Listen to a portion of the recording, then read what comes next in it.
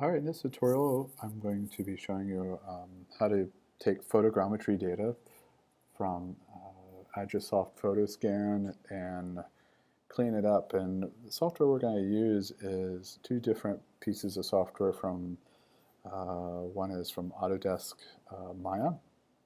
That's what you see right now, so I just brought it in. This is a rough cleanup in Maya. You could probably do this also in Zbrush too, but I like to get it into Maya. It's easier for me to get these little flanges that you see out in space. So this is stuff from tree data to just noise around that creates a mesh.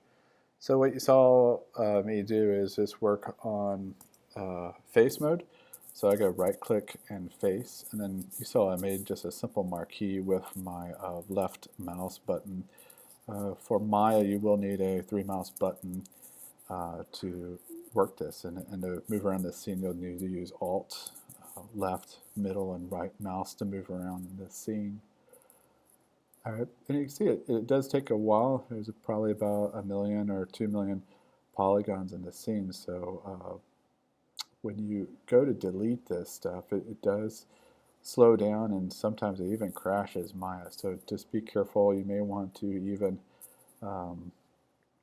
take this and save it every 10 minutes or so. So if it does crash, you can start where it left off. All right, so I'm going to show you every step. I'm not going to skip any thing here. So again, what I did is on the object, I right-clicked on it, and a GUI came up, and you see it's object mode right there. And then you click on the character or the object, you go hold, and sometimes you want to delete the history, go edit, delete history. That'll make it lighter. If you keep deleting it, it carries all that weight, and it may make it crash. I'm going to go ahead and select it again, right click, and you saw really quickly I went to the GUI, it said face.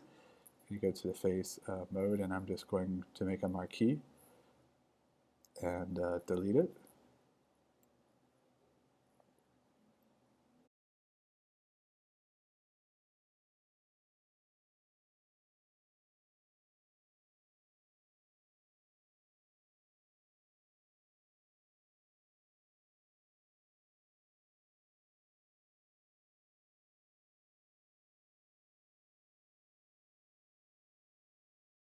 So you can see, just kind of have to wait for it to release and delete. If you kind of try to force it along, it will crash. So just be careful, just be patient, do your marquee. It doesn't really showcase that it's selected because there's so many polygons.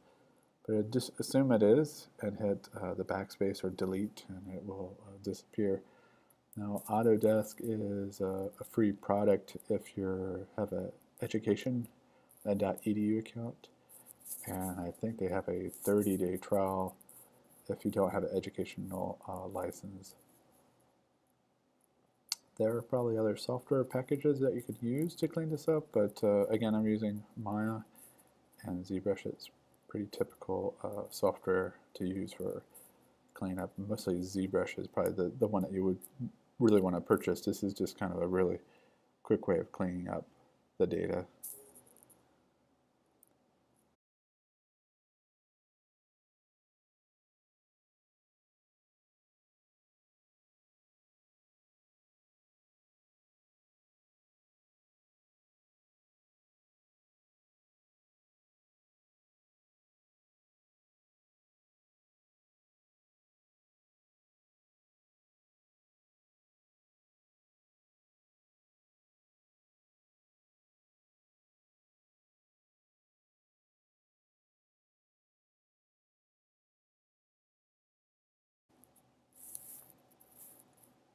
So right there, I just did a save as, save it just getting close to where it could crash. You don't want to go back 10 minutes and redo all this. I did go over to the upper left-hand side. There's a kind of a drawing marquee. Sometimes this is helpful since it's of kind of organic shape. It's not a rectangle or a box. So definitely use that. It's helpful. Again, I'm going to kind of skip forward. You can see this is kind of a long-winded, so if you want to go ahead and skip forward, that's fine. But again, this is a really good tool, is the marquee tool, or the lasso marquee tool. And so what we're going to work on now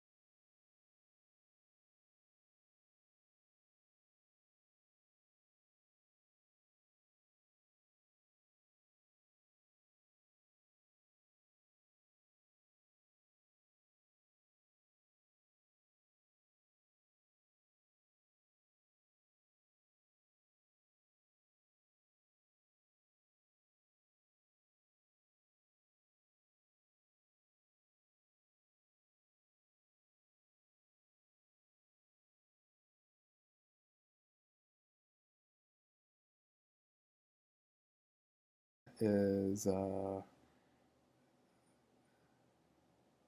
keep on cleaning up the rest of the data here. You can see this is a kind of a top view, and we're getting really far away from the statue. And if you don't get this, your center point will be really way off. And again, this stuff is heavy. You don't want to keep this data for your model. So again, I went back to my marquee, not my lasso, and just did just kind of a big, broad reach here.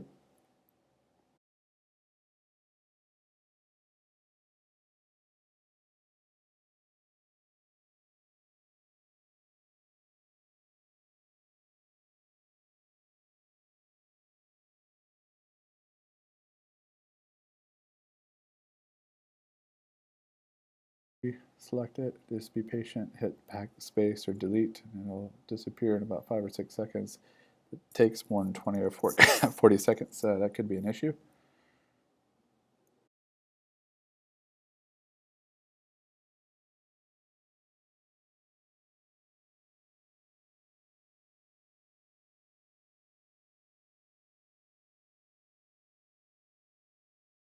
So we did a pretty good job of cleaning up, and now we want to go ahead and kind of rip that bottom off, and we're going to use a Boolean technique using a cube and then knocking off the bottom. So what you saw, I just hit create polygon cube is what you want to use, and then I just kind of move it into space.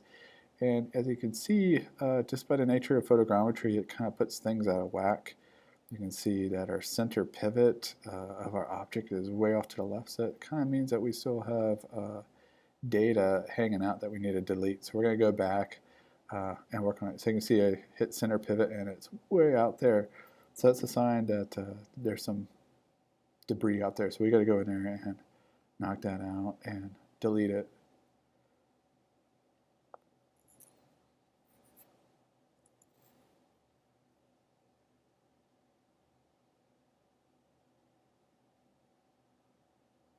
All right, and get into a good habit of deleting, especially when you're about to do a Boolean. This can just all of a sudden just crash, and also delete history. It'll make you're seeing lighter and lighter as you keep deleting all those faces. All right, so we're going to go back and freeze transformation, and then we're also going to go ahead and edit, and then or modify center pivot, make sure it's in the center. All right, so you can see it's off to the side there still.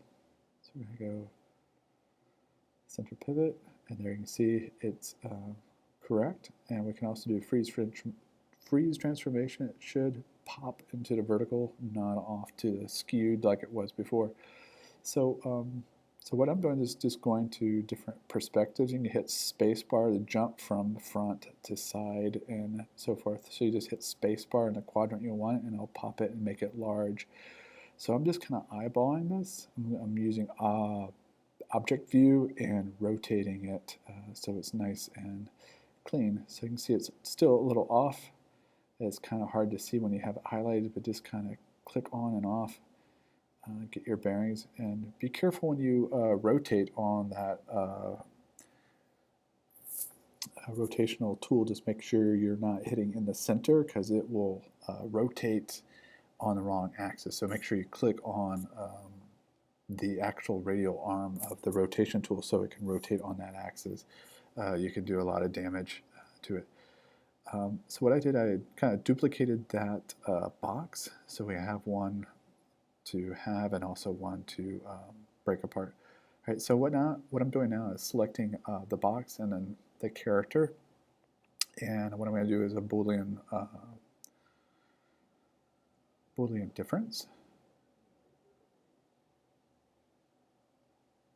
and give it. Sometimes this will take maybe even up to 40 seconds to break apart. So you can see it broke it apart. I could have made the box a little bit longer, and it would have deleted all the other stuff. So, but I'm just going to go to side view, right click, hold, go to face, and then marquee it, and then just go ahead and hit backspace. This will take a really long time because there's a lot of data there. So just be patient. Again, saved, because you don't want to lose your data. All right. So here, here you can see our data is looking pretty good. You can see there's a hole on the head, and I think it's sometimes easier to clean up the holes in Maya beforehand. And what I do is do a right click and edge, and then double or triple click, and it'll select the edges in that hole. And then I just shift extrude edge, and then I hit R to scale, and then I scale it to the center, and you'll see kind of this geometry. Not the best geometry, but when we get into Zbrush, we're going to Dynamesh it, and it'll kind of re-topologize the surface so it's not these elongated triangles, which is really bad data. You can see the color is off. Once you go in and put the texture, you can get a image and then spotlight the remainder if you want it, or you could clone some data and get it clean. So what I'm going to do is to kind of pull these all into one point. So I did a right click, vertex, and then I marqueed all those, and I'm going to go shift and hold, and then merge, and then merge vertices. Again, you hold shift, right click, merge vertices, and it'll take all those verts and then pull them together. If it doesn't work, you may need to go into the dialog of merge vertices and put a larger threshold. Sometimes it'll say 0.001, and you may need to change it to 0.1 or even 1 so that the vertices will come together. All right, and so we got the top of the head kind of fixed, and now we want to make the bottom nice and clean. So Typically when you go into Zbrush, you want kind of a watertight product. We will Dynamesh it, which will also make it watertight. But right now, just try our best to cover up as many holes as possible. So you saw I grabbed the edge, double-clicked it, and then hold right-click, and then we're going to extrude edge, and then pull it in. So you can see sometimes it'll go slow. Again and again, I can't emphasize this. Make sure you save your file before you do this. It can crash, and it's awful to lose your data. So what I'm doing is just kind of pulling it down, and then I'll go to a different view and then merge vertices like we did with the top of the head.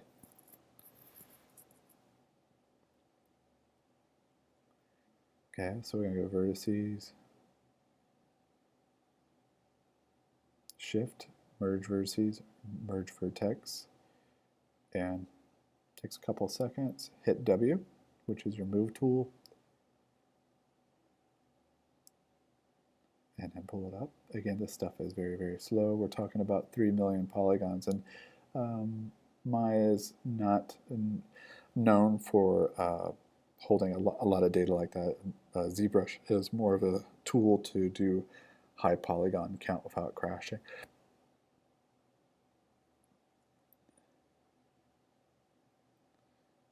All right, so I'm just kind of flattening out so it doesn't bubble up if you wanted to sit flat on a surface. All right, so it looks pretty good. We're going to go right-click, Object Mode, and we can click on and off of it. You can see it looks pretty good. Again, this was only 20 or 30 photos. So you could have done 200, 400, you get better results. Also, you can see a little bit of discoloration, seams and so forth. So if you do this later in the evening, right at twilight or at dusk or in the morning, you'll get better results because they're not the harsh shadows. If you do this inside with a better lighting kit, you'll yield better results. All right. So what we're going to do is we hit export. So I did a delete history, freeze transformation, and then we're going to go edit and then export, and we're going to export it out as an OBJ. It should have kicked that out. And what we're going to do is bring this into Zbrush. So Zbrush does not have a 3-day trial. This is definitely a must-have tool if you're going to be doing a lot of this cleanup of photogrammetry. This is really the only tool that's good for this. You could try Mudbox, which is a Autodesk product also. It's been a while since I've used it, but this is one of the best tools out there. You can do a lot with it with the cleanup, and also if you need to go in there and like clean up the top of its head, we can do that. But for this tutorial, we're just transferring over the texture.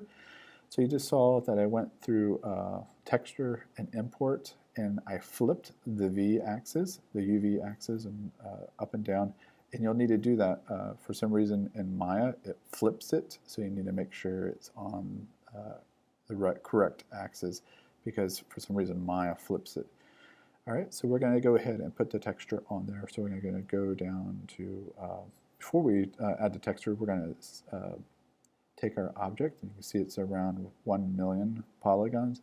So we're going to go ahead and divide it and get it up to about 3 million. So about 3,949,000 polygons. And we want to delete the lower resolution of that. Right. One of the things you do, you need to turn on the RGB icon there just to transfer the RGB data over. So now we're going to go over to PolyPaint. If you don't turn that on, the PolyPaint from texture will not work. So make sure that's on. We're going to change the material from clay to white. You can see it's very dark, and then you can see we've got this beautiful statue now. Again, there's a lot of bad data on the top of the head. We were not tall enough to get to the top of it, but if we had taken maybe 20 more photos of just the top of the head, it would have been come out really good. All right, so what I did is I duplicated the bust of this character, and now we're going to go to subdivide, and we're going to go to Dynamesh. I put it at 200. We're trying to get this to go work into UC Wind Roads, so 120 is too small, but 200 is good. So we're going to hit Dynamesh. Now, if we were using something like Unity, we would probably go a little bit higher in the resolution, or maybe a little bit lower, and then we would do normal maps. But for UC Wind Road, it only does just a texture map, so we're going to keep the resolution pretty high. So you see, so you can see that I did just 200 on the resolution. It will take a little bit of a couple of minutes to get this to go through the Dynamesh, and then once it's done, you'll see the resolution is a lot lower. So we went to 28,000 from almost 4 million down to 28,000 verts. All right. So some of the textures or the image, if we had better, once we put a better image on there, it'll look a lot better. So right now we're just going to export it out as an OBJ. Now I was having issues with this. I think it may have something to do with the internet, that it's not exporting out correctly. And also you saw that it exported out the texture. You want to flip it both ways just in case it doesn't work in Maya. So I am doing a JPEG, save. And then on the very bottom, just make sure there's a little button that you can't see right here, but just make sure you hit OK. And what I'm going to do is just go ahead and flip it for good luck, just in case I need the flip version. And export. And don't save as PSD, just always save as JPEG. And so I did atest3 and then atest_2 just in case we need to. And again, there's an OK button that you can't see right here. Just click on OK and then you're ready good. You're ready to go. So the OBJ did not work for me, so I'm just going to go to Maya. The OBJ will work for you. The UV map will work also. So I'm just just opening up the Maya file. For some reason, the texture is not coming over, but if you export the OBJ, the UV maps will transfer back over because we did everything correct. All right, so I just pulled up the UV map and I'm just showcasing that it's not showing up the UVs. So if it was an object and you import an object and we go to File and we pull up our texture, should be in our head out right there, and I'm going to put the texture on there, and you'll see that it won't work. It just basically puts a generic green on there. I'm not sure what it's reading. See a little bit of green there. All right, but if you do export as an OBJ, the UV maps that were on there before should transfer over. All right. So that's about it. I may add to this the issue of this. I'll try to figure out later tonight why the UVs are not transferring in the Maya. But typically, OBJ, it will transfer over. Good luck.